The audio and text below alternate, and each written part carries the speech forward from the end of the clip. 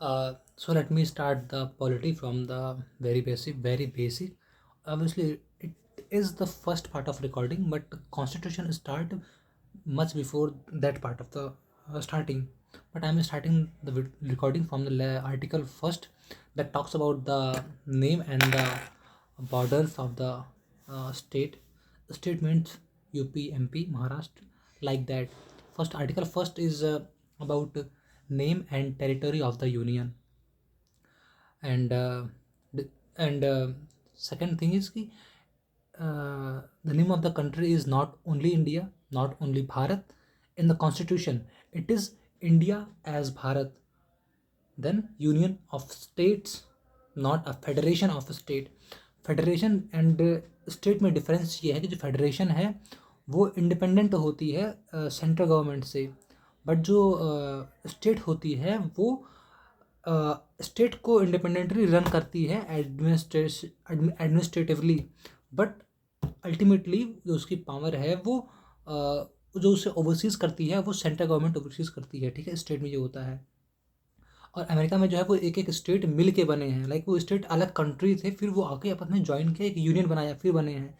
But जो India है वो एक कंट्री ही थी, उसको हमने अंदर से अलग अलग पार्ट में डिवाइड किया ताकि जो उसमें एडमिनिस्ट्रेशन करना आसान हो, ठीक है। ओके, फिर हमारी टेरिटरी क्या है, इंडिया फॉर्म कैसे होता है। India is the union of states, union territories and acquired territories. Like जब हमारा देश आज़ाद हुआ था तो उसमें कई सारे स्टेट्स थे, कई सारे यूनियंस थे, कई सारे ऐसे पीस ऑफ लैंड था जो किसी राजा महाराजा के अंदर आ रहा था, ठीक है। तो हमने उसे एक्वायर किया, तो that will be under acquired territories. और कुछ यूनियन टेरिटरीज हैं जिसके पास स्पेशल पावर्स हैं, ठीक है। ओके, एंड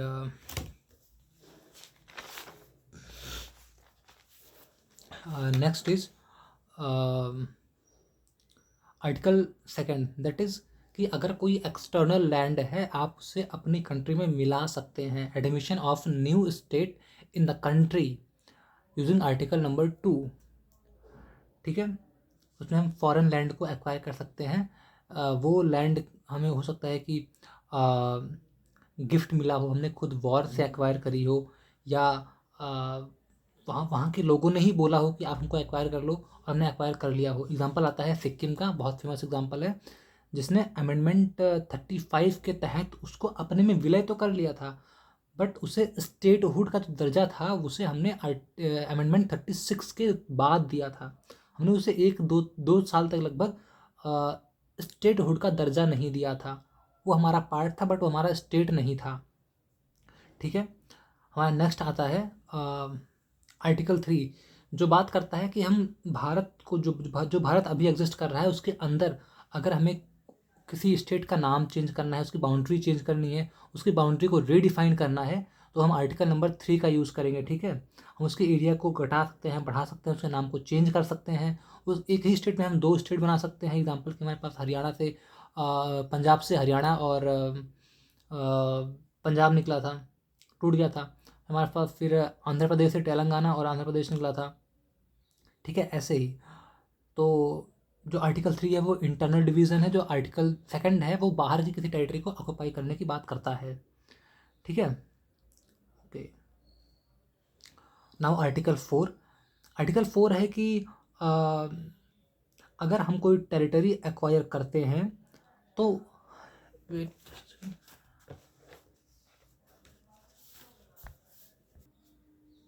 तो जो आर्टिकल 4 है वो बात करता है कि हमने अगर कोई टेरिटरी एक्वायर करी है, तो हमें एक्वायर करी है या हमने उसका डिवीज़न किया है अपने ही टेरिटरी का, तो हमें उसे नई राज्यसभा देनी पड़ेगी, हमें उसे नई लोकसभा देनी पड़ेगी, हमें फिर उसकी विधान परिषद वगैरह देनी पड़ेगी। तो उसको कैसे देना है वो बताता है, ठीक है। और अगर हम कोई नई चीज़ एक्वायर करते हैं, डिवाइड करते हैं आर्टिकल 2 और 3 के यूज़ करके, तो हम आर्टिकल 2 एंड 3 में कोई अमेंडमेंट नहीं करते हैं, हम अमेंडमेंट करते हैं शेड्यूल फर्स्ट एंड फोर्थ में। शेड्यूल फर्स्ट बात करता है कि जो है वो स्टेट, जो शेड्यूल फर्स्ट है उसमें लिस्ट है स्टेट और यूनियंस की। तो अगर हम कोई नया स्टेट बनाते हैं तो हमें उसकी लिस्ट में एक नाम ऐड करना पड़ेगा, ठीक है। और जो आर्टिकल 4 है वो बात करता है कि हमने जो नया नाम ऐड किया है हमें उस स्टेट को उसकी विधानसभा वगैरह देनी पड़ेगी, वो उसकी बात करता है आर्टिकल 4, ठीक है।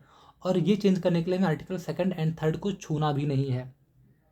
दूसरी बात कि अगर हम किसी स्टेट या बाहर से या फिर अंदर से मिलाते या तोड़ते हैं तो हम जो उसका अमेंडमेंट है वो सिंपल मेजॉरिटी से करते हैं, ना कि स्पेशल मेजॉरिटी से। और अगर उसे हम सिंपल मेजॉरिटी से करते हैं तो वो आर्टिकल 368 के अंदर नहीं आएगा।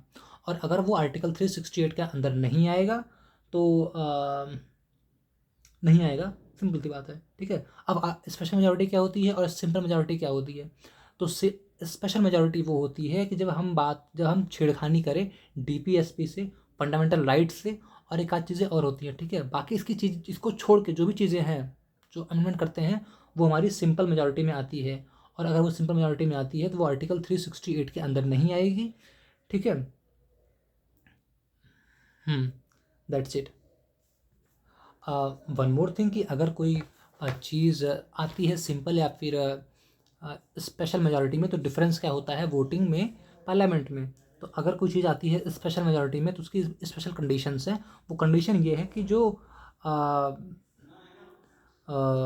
लोग हैं पार्लियामेंट में प्रेजेंट, जितने जैसे अगर 100 लोग रहते हैं उस पार्लियामेंट में, मेंबर हैं, अगर आज यहाँ पास सिर्फ 80 लोग आए हैं तो उनमें से कम 1/3 लोग, let me start from the very basic. अगर पार्लियामेंट में 100 लोग रहते हैं तो जब हमको स्पेशल मेजॉरिटी वाला केस पास कराना है, वाला बिल पास कराना है, तो उस दिन कम से कम 2/3 ऑफ द मेंबर प्रेजेंट होने चाहिए और उनको वोट डालना पड़ेगा।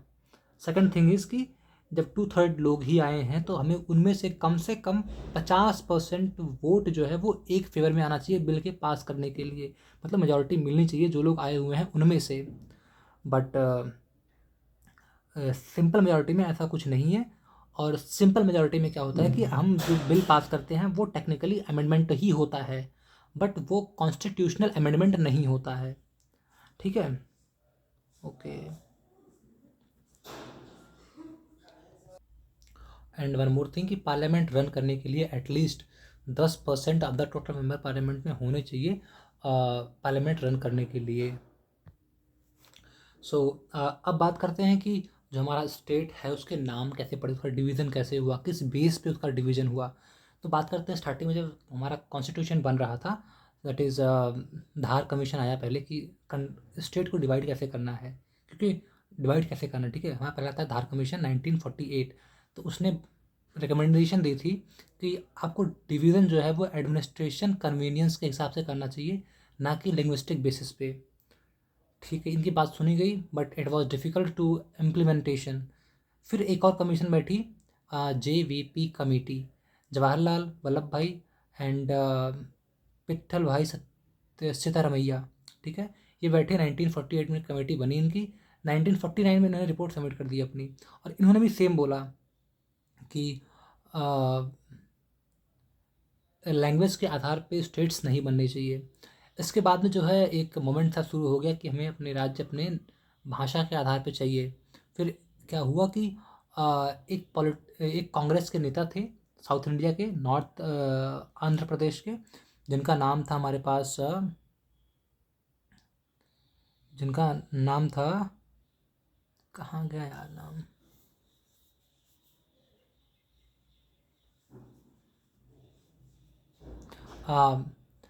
पातली Shri Mallu, something like that. Patli Shri Mallu नाम था। ठीक है, वो कांग्रेस के पर्सन थे, उन्होंने स्ट्राइक मारी थी और हंगर से उनकी डेथ हो गई थी। इस डेथ के बाद बहुत बवाल हुआ। तो इसके बाद एक और कमेटी बैठी, फैज़ल अली कमीशन, जो बैठी थी, जो डेथ हुई थी वो 1953 में हुई थी। और उसी के बाद कमेटी बनी 1953 में, और उसने अपनी रिपोर्ट सबमिट करी 1955 के आसपास, 1955 में ही अपनी रिपोर्ट सबमिट कर दी। ठीक है, और उस रिपोर्ट में उन्होंने ये कहा कि इतना एग्रेशन देखने के बाद लोगों का, हमें इसको स्टेट्स को लिंग्विस्टिक बेस पे डिवाइड करना पड़ेगा। बट डिवीज़न का मतलब ये कतई नहीं है कि वन लैंग्वेज वन स्टेट होगा, ऐसा नहीं होना चाहिए, इसका ध्यान रखा जाए। ठीक है, और इसके बाद में हमारे पास जो फर्स्ट लैंग्वेज के बेस पे स्टेट बना था वो हमारा आंध्र प्रदेश था, जो कि तेलुगु बोलते हैं, जो कि अलग हुआ था मद्रास से। ओके, आफ्टर दैट क्या हुआ, उन्होंने कुछ और कंडीशंस भी मेंशन करी थी कि स्टेट बनेगा कैसे, इसमें क्या क्या चीज़ें होनी चाहिए। तो पहला था कि preservation and strength of the unity and the security of the country. ठीक है, जो उसकी प्रिजर्वेशन है कल्चर वगैरह की, वो प्रिजर्व रहनी चाहिए। उसके अंदर एक स्ट्रेंथ यानी कि एक यूनिटी होनी चाहिए, यहाँ के लोगों के बीच में एक ब्रदरहुड होना चाहिए डिवाइड करते टाइम स्टेट को।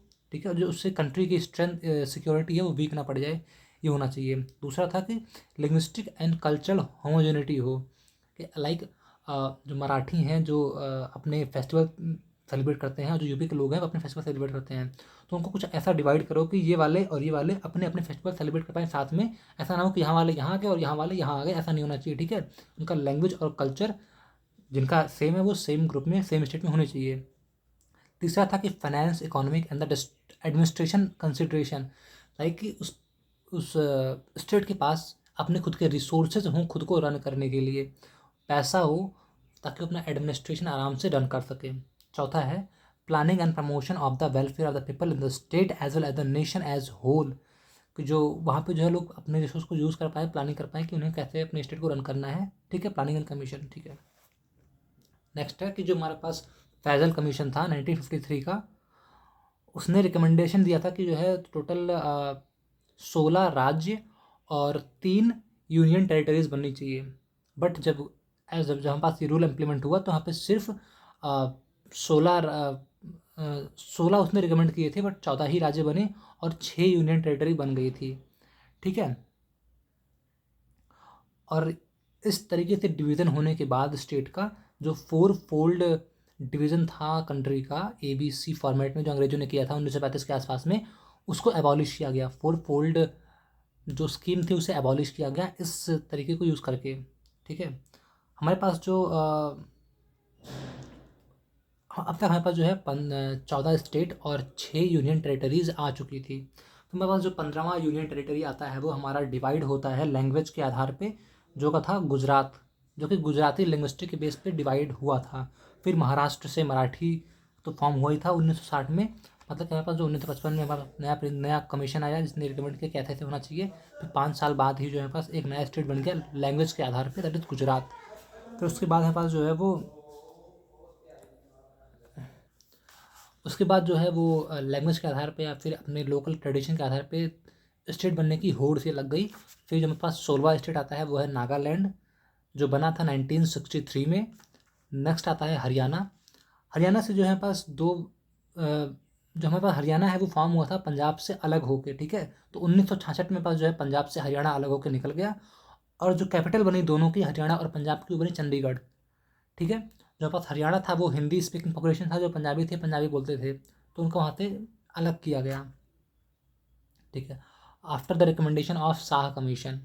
ठीक है, नेक्स्ट हिमाचल प्रदेश। जो हमारा हिमाचल प्रदेश था वो 18वां स्टेट बना इन 1971। नेक्स्ट मणिपुर, त्रिपुरा, असम, मेघालय, ये सारे हमारे 19, 20, 21वें स्टेट बने, सारे के सारे एक साथ बने 1972 में। अफगान क्या नाम है, बांग्लादेश के वॉर के जस्ट एक साल बाद, मतलब कि हमारे पास जब ये क्या नाम है हिमाचल बना था उसके एक साल बाद हमारे पास जो है ये नॉर्थ ईस्ट में स्टेट्स बन गए थे। ठीक है, नेक्स्ट आता है सिक्किम। सिक्किम को हमने ज्वाइन अपने आप में विलय कर लिया था यूजिंग द अमेंडमेंट ऑफ 35 इन 1947, और उस टाइम तक हमने उसे स्टेटहुड का दर्जा नहीं दिया था, बट आफ्टर फ्यू ईयर्स हमने उसे एक साल बाद स्टेटहुड का दर्जा दे दिया था, after the amendment of 36 amendment 1975। उसके पहले वो हमारा एसोसिएट स्टेट था, वो हमारा स्टेटहुड नहीं था। ओके, और इस तरीके से हमारा जो सिक्किम था वो हमारा 22वां स्टेट बन गया। नेक्स्ट मिज़ोरम, अरुणाचल प्रदेश एंड गोवा, ये हमारे 29, 24 एंड 25वें 23, 24 एंड 25वें राज्य बन गए 1987 में। नेक्स्ट हमारा जो है फिर छत्तीसगढ़, उत्तराखंड एंड झारखंड डिवाइड हो गया MP, UP एंड बिहार से। ये हमारे 26वें, 27वें और 28वें राज्य बन गए थे 2000 में 2000। आफ्टर दैट हमारा 2019 में 2014 में हमारा जो तेलंगाना है वो अलग हो गया आंध्र प्रदेश से, ये हमारा 29वां राज्य बन गया। ठीक है, फिर अब आता है हमारे पास JNK। जो हमारे पास जम्मू एंड कश्मीर है वो हमारा डिवाइड हुआ 2019 में। इसमें हमने क्या किया कि हमने JNK को डिवाइड कर दिया 2 पार्ट में, JNK एंड लद्दाख में। हमारे दोनों ही यूनियन टेरिटरीज़ हैं, ठीक है। जो हमारा JNK का कुछ हिस्सा था, कारगिल और लेह वाला डिस्ट्रिक्ट जो है वो अब तक JNK में आ रहा था, हमने उसे ला के डाल दिया लद्दाख में, ठीक है। ओके, हाँ, अब ना बात करते हैं कि बिल पास कैसे होता है। क्योंकि इतना सारा डिवीज़न हुआ है स्टेट का, तो कोई तो प्रोसीजर होगा ना बिल पास करने का। तो उसका जो फर्स्ट प्रोसीजर आता है वो ये है कि हम जो है एक बिल इंट्रोड्यूस करते हैं किसी भी हाउस में, राज्यसभा या फिर लोकसभा में, और ये बिल कोई भी प्रेजेंट कर सकता है। बस वो जो है मेंबर ऑफ पार्लियामेंट होना चाहिए। वो मिनिस्टर हो सकता है, वो कोई प्राइवेट पर्सन हो सकता है। प्राइवेट पर्सन मीन्स कि वो कोई भी अपोजिशन भी, जो अपोजिशन है वो प्राइवेट पर्सन है पार्लियामेंट के लिए, या फिर कोई स्पेशल बंदा जो काफ़ी जो अपॉइंट किया गया हो पार्लियामेंट में because of his extra exceptional work in their field, ठीक है। सो वो बंदा बिल प्रेजेंट कर सकता है राज्यसभा या फिर लोकसभा में। फिर बिल आने के बाद जो है, और बिल प्रेजेंट करने के लिए हमें प्रेसिडेंट की परमिशन की ज़रूरत नहीं होती है, ठीक है। हम बिल को इंट्रोड्यूस करते हैं।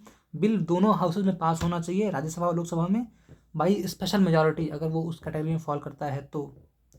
फिर बिल पास होगा, प्रेसिडेंट के पास जाएगा, प्रेसिडेंट साइन करेंगे, फिर हो जाएगा जुडिशियल रिव्यू के लिए। ये प्रोसीजर होता है।